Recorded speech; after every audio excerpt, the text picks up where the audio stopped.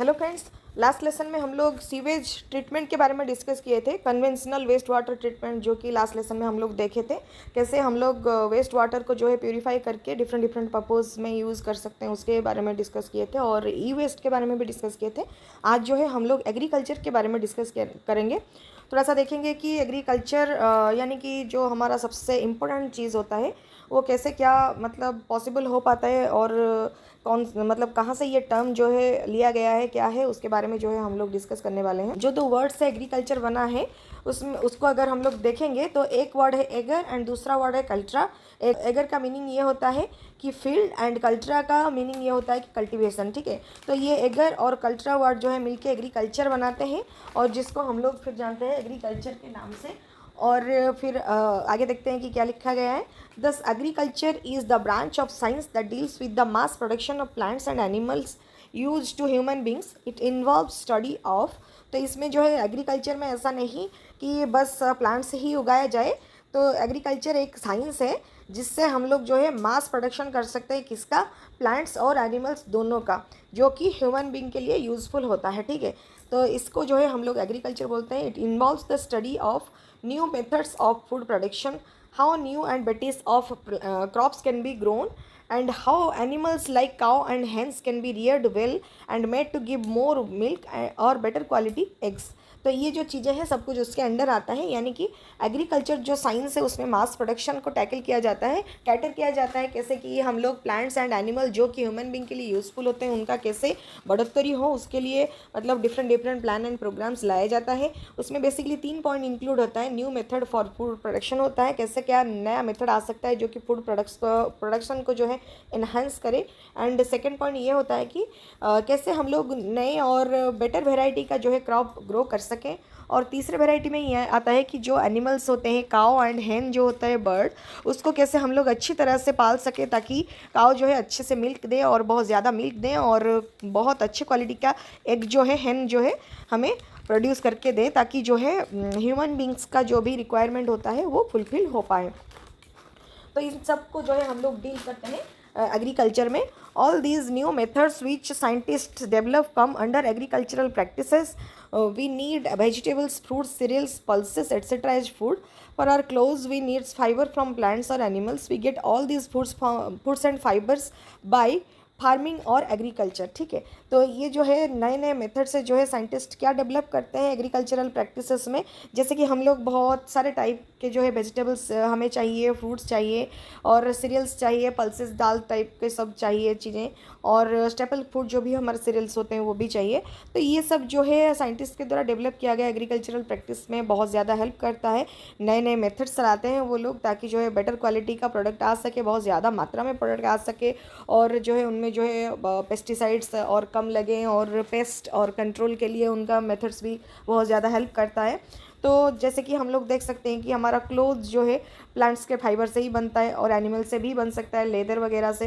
And we get all this foods and fibres by farming और agriculture. ठीक है, तो ये फार्मिंग और एग्रीकल्चर के द्वारा ही पॉसिबल हो पाता है। फार्मिंग जो होता है और एग्रीकल्चर वही होता है, और उससे ही जो है हमें ये सब चीज़ें मिलता है।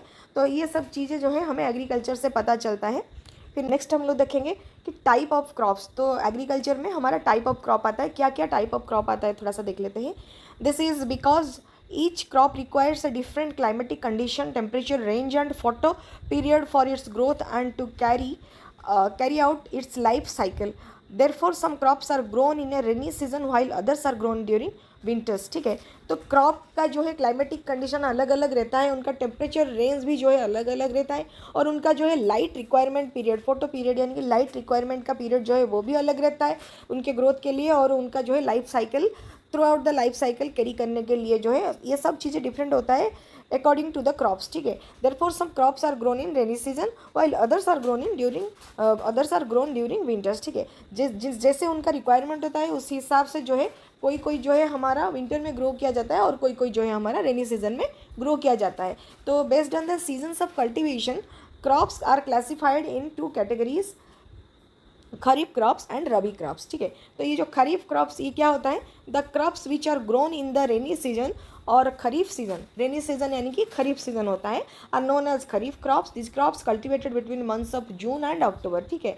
तो बेसिकली जून एंड अक्टूबर के बीच में रेनी सीजन में जो क्रॉप उगाया जाता है उसको हम लोग खरीफ क्रॉप कहते हैं, और जो क्रॉप जो है विंटर सीजन में ग्रो किया जाता है उसको हम लोग रबी क्रॉप बोलते हैं, ठीक है। तो ये जो खरीफ क्रॉप में क्या आता है, paddy, maize, cotton, green gram, soybean, pigeon pea and black gram.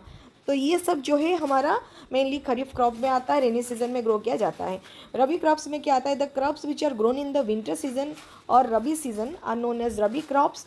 These crops are cultivated between months of November and April, ठीक है। तो ये जो रबी क्रॉप्स है ये जनरली नवंबर से लेकर अप्रैल के मंथ्स के बीच में जो है ग्रो किया जाता है। और एग्जाम्पल क्या होता है थोड़ा सा देखेंगे, तो यहाँ पे दिया गया है कि did you know example of rabi crops, did you know Z crops, ठीक है। यहाँ पे जो रबी क्रॉप है ये इसमें आप सोच सकते हैं क्या उगाया जा सकता है, जैसे कि हमारा दाल टाइप का जो सब्जी वगैरह दाल टाइप का जो मतलब क्रॉप होता है, जैसे मूंग हो गया, जैसे डिफरेंट टाइप के चने का प्रोडक्ट हो गया, जैसे क्रॉप्स हो गया, वो सब जो है जनरली रबी सीजन में उगाया जाता है। व्हीट हो सकता है, तो ये सब जो है रबी सीजन में उगाया जाता है। फिर जेड क्रॉप्स आता है, there is a short season between kharif and rabi season in the months of March to July. The crops that grow in this season are called zaid crops. Example pumpkin, cucumber, bitter gourd. These crops are grown on irrigated lands and do not have to wait for monsoons. Such seasonal cultivation of crops assures है maximum productivity of crop, ठीक है। तो ये जो चीज़ें होता है Z crops क्या होता है, जो जेड क्रॉप्स होता है ये एक्चुअली शॉर्ट सीजन क्रॉप होता है हमारा। एक हो गया मेन सीजन क्रॉप में आता है रबी एंड दूसरा होता है खरीफ। तो खरीफ एंड रबी के बीच का जो गैप है जुलाई, मार्च से लेके जुलाई, क्योंकि एक आता है हमारा नवंबर से अप्रैल में ख़त्म हो जाता है और एक हमारा जून में स्टार्ट होता है।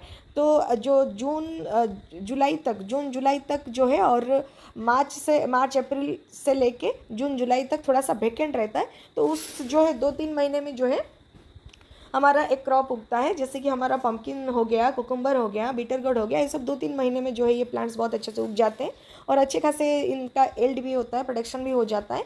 तो ये जो है एक्स्ट्रा हमें प्रोडक्टिविटी देता है क्रॉप में, और ये जो क्रॉप्स होता है इनको हम लोग जेड क्रॉप्स बोलते हैं, ठीक है।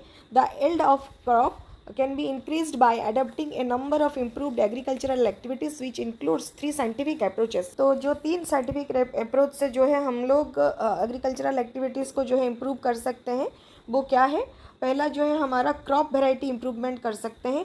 क्रॉप का जो वेराइटी हम लोग मतलब सोइंग सीजन में यूज़ करते हैं, बोने में यूज़ करते हैं, उसको जो है हम लोग इम्प्रूव कर सकते हैं। फिर जो है हम लोग क्रॉप प्रोडक्शन इम्प्रूवमेंट कर सकते हैं और क्रॉप रोटेशन भी मैनेजमेंट कर सकते हैं। ये साइंटिफिकली जो है हम लोग इम्प्रूव कर सकते हैं और जो है इसको मैनेज कर सकते हैं, ताकि जो है हमारा क्रॉप का एल्ड यानी कि प्रोडक्शन जो है बढ़ सके, उसमें जो है बढ़ोतरी आए, ठीक है। तो ये सब था क्रॉप के बारे में। जनरली 3 चैप्टर है और थोड़ा सा मतलब फैक्चुअल भी है, इसमें थोड़ा सा याद रखना पड़ेगा। तो अच्छी तरह से छोटे छोटे चैप्टर से अगर हम लोग रिवाइज करते हुए आगे बढ़ेंगे तो बहुत ज़्यादा अच्छा रहता है। और क्यों ना यहाँ पे अगर क्रॉप वेराइटी से मैं अगर कंटिन्यू करती, क्रॉप वेराइटी अगर आज हम लोग इम्प्रूवमेंट के बारे में भी डिस्कस करते तो लेसन बहुत लंबा हो जाता, क्योंकि मैं क्रॉप वेराइटी इम्प्रूवमेंट को बीच में छोड़ना नहीं चाहती हूँ। तो यहाँ पे ख़त्म कर देती हूँ। अगले लेसन में जो है हम लोग क्रॉप वेराइटी इम्प्रूवमेंट के बारे में डिस्कस करते हुए स्टार्ट करेंगे। और आप यहाँ तक जो है क्रॉप के बारे में जो भी आज हम लोग पढ़े हैं कि क्रॉप का सीजनली कैसे वेरिएशन रहता है और एग्रीकल्चर क्या होता है और क्यों एग्रीकल्चर की ज़रूरत क्या है और क्रॉप में साइंटिफिक मेथड्स की भी ज़रूरत क्या है, ये सब जो है जो इंट्रोडक्शन पार्ट हम लोग पढ़े इसको थोड़ा सा रिवाइज कर लीजिएगा और अगले लेसन को देखना मत भूलिएगा। आज के लेसन में कुछ भी अगर डाउट होता है आपको तो आप कमेंट करके पूछ सकते हैं। अगर आपको अच्छा लगा है तो शेयर एंड सब्सक्राइब करना मत भूलिएगा। Thank you so much.